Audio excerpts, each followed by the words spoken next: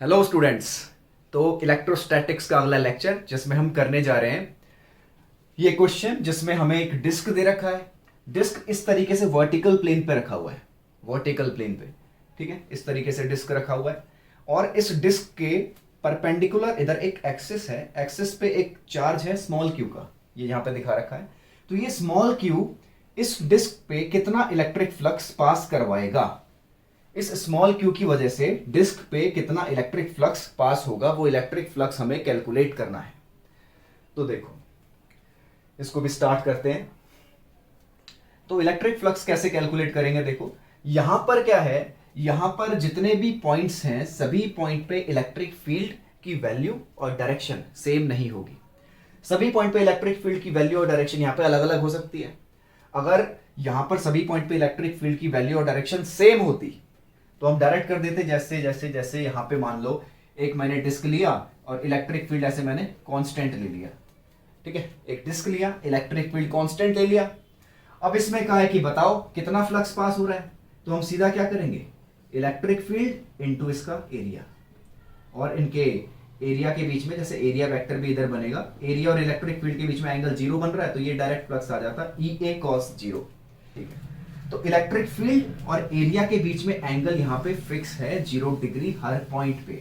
But अगर इस case में देखा जाए, इस केस में जैसे मैं ये एक वर्टिकल लाइन बना देता हूं, चलो ये वर्टिकल लाइन है, तो इस लाइन को देखा जाए, जब इस पॉइंट को देखेंगे तो ये पॉइंट चार से ये कुछ डिस्टेंस बना रहा होगा, तो के क्यू बाय इस वाले डिस्टेंस का स्क्वायर R1 का स्क्वायर मान लो, ठीक है। दूसरा पॉइंट देखो ये वाला, ये पॉइंट कुछ R2 डिस्टेंस बना रहा होगा, तो के क्यू बाय R2 का स्क्वायर, इस बार R2 का स्क्वायर आ जाएगा। तो इन सभी पॉइंट्स पे जो भी तुम यहां पे पॉइंट लोगे, सभी पॉइंट पे इलेक्ट्रिक फील्ड की वैल्यू डिफरेंट होगी और डायरेक्शन भी डिफरेंट होगी। जैसे यहां पे इलेक्ट्रिक फील्ड की डायरेक्शन ये, यहां पे इलेक्ट्रिक फील्ड की डायरेक्शन ये वाला पॉइंट होता तो इलेक्ट्रिक फील्ड की डायरेक्शन ये, यहां पे इलेक्ट्रिक फील्ड की डायरेक्शन ये। तो अलग अलग पॉइंट्स पे इलेक्ट्रिक फील्ड की डायरेक्शन अलग आ रही है, वैल्यू भी अलग आ रही है। तो इसको हम डायरेक्ट फॉर्मूला लगा के यूज नहीं कर सकते, डायरेक्ट फॉर्मूला लगा के इसको हम सॉल्व नहीं कर सकते, यानी कि सीधा ई ए कॉस थीटा लगाया ऐसे सॉल्व नहीं कर सकते। तो इसको हम थोड़ा अलग तरीके से सॉल्व करेंगे। तो देखो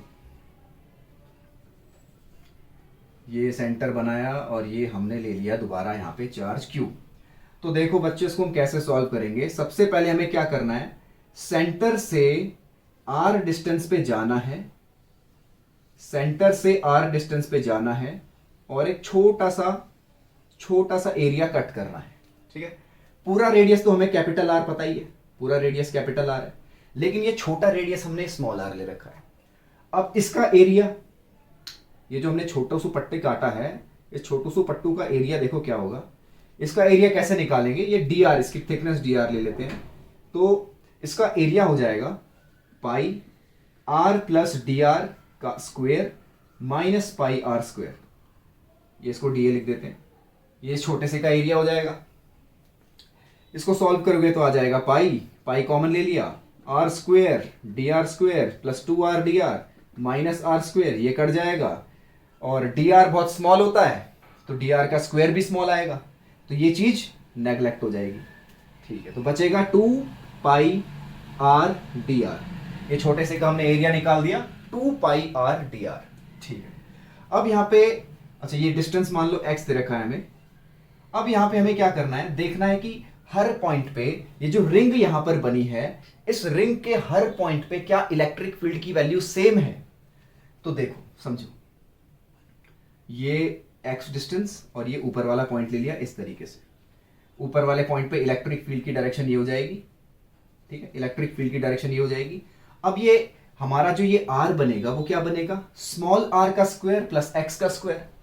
यहां पर जो स्मॉल r बन रहा है, हाँ स्मॉल आर नहीं, इसको आर डैश ले लेते हैं, चलो यहां पे जो आर डैश बन रहा है वो क्या है, स्मॉल आर का स्क्वायर प्लस एक्स का स्क्वायर और इसका रूट।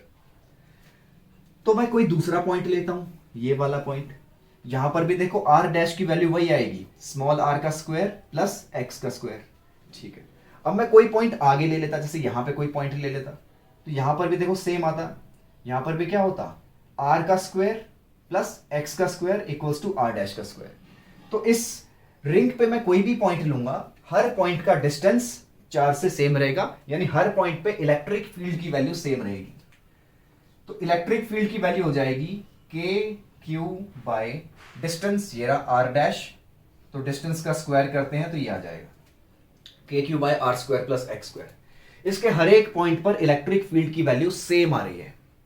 अब हर पॉइंट पे इलेक्ट्रिक फील्ड की वैल्यू सेम आ रही है। अब देखते हैं कि इलेक्ट्रिक फील्ड और एरिया के बीच में एंगल भी क्या सेम आ रहा है, क्योंकि हर पॉइंट पे इलेक्ट्रिक फील्ड और एरिया के बीच में एंगल सेम आएगा, तब हम इसके लिए डायरेक्ट इलेक्ट्रिक फ्लक्स का फॉर्मूला लगा सकते हैं ई ए कॉस थीटा। तो इसको स्टार्ट करते हैं, यहां से चेक करते हैं जरा। देखो एरिया की डायरेक्शन क्या होगी, एरिया की डायरेक्शन हमें साफ साफ दिख रही है, एरिया की डायरेक्शन इधर होगी, सरफेस के परपेंडिकुलर एरिया की डायरेक्शन इधर होगी। तो इलेक्ट्रिक फील्ड को मैं अगर कंपोनेंट्स में ब्रेक करूं इस तरीके से, ये एंगल थीटा इधर आएगा ई कॉस थीटा, ऊपर हो जाएगा ई साइन थीटा। तो ई साइन थीटा की वजह से कोई भी फ्लक्स नहीं आएगा, क्योंकि वो एरिया पे ही लाई कर रहा है, एरिया के ऊपर ही लाई कर रहा है। ई कॉस थीटा एरिया के परपेंडिकुलर है, तो ई कॉस थीटा की वजह से फ्लक्स आएगा। और नीचे वाले पॉइंट पे देखो, नीचे वाले पॉइंट पे भी क्या सेम ही होगा, ये ई और इसको ऐसे ले लेते हैं थीटा, तो ई कॉस थीटा और नीचे ई साइन थीटा। ठीक है, नीचे भी ई साइन थीटा की वजह से कोई फ्लक्स नहीं आएगा, ई कॉस थीटा की वजह से फ्लक्स आएगा।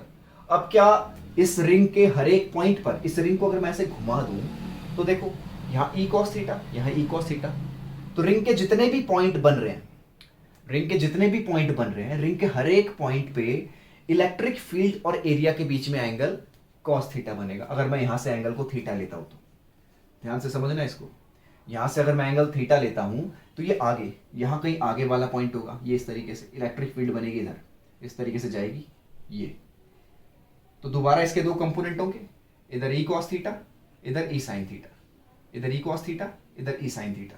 ठीक है, अब ये जो ई साइन थीटा है वो क्या है, वो सरफेस पे ही लाई कर रहा है, पर ई कॉस थीटा सरफेस के परपेंडिकुलर है, तो ई कॉस थीटा की वजह से हमारा इलेक्ट्रिक फ्लक्स आएगा। तो यहां हमें ये पता चल गया।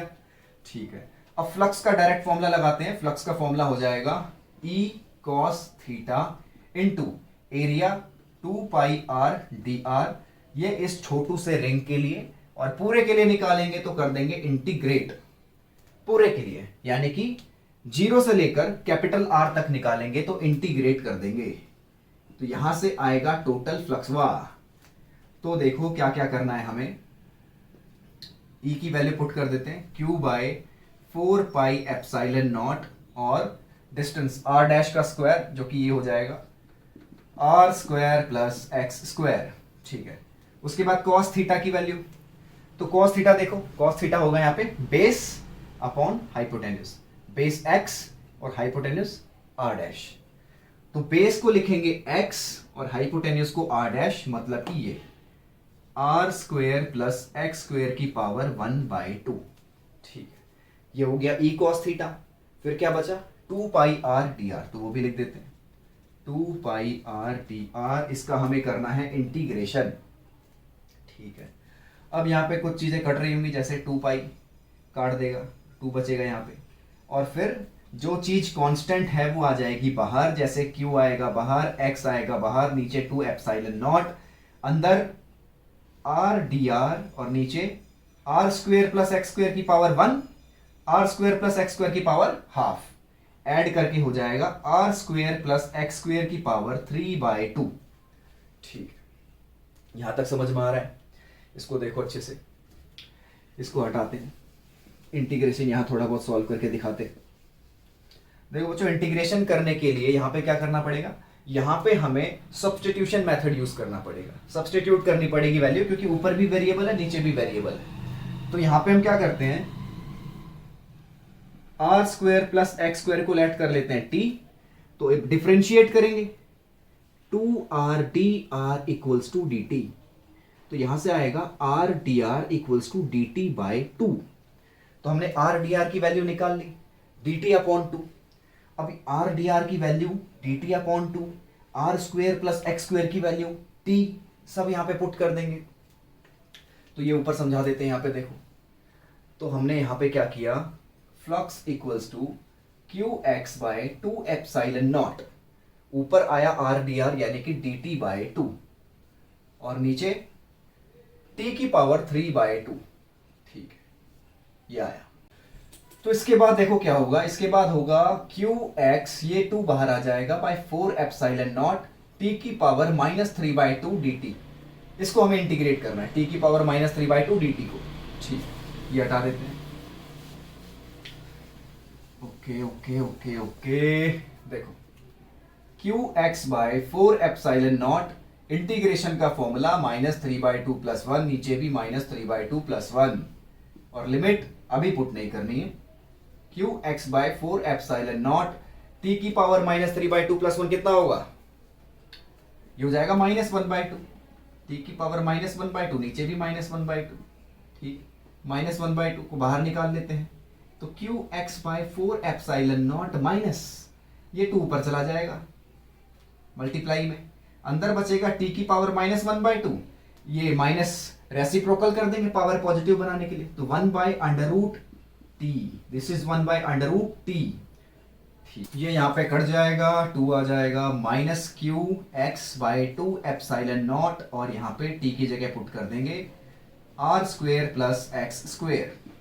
ठीक, लिमिट अब हम लिमिट पुट करेंगे क्योंकि स्मॉल r की वैल्यू हमें पता है 0 से लेकर कैपिटल R तक।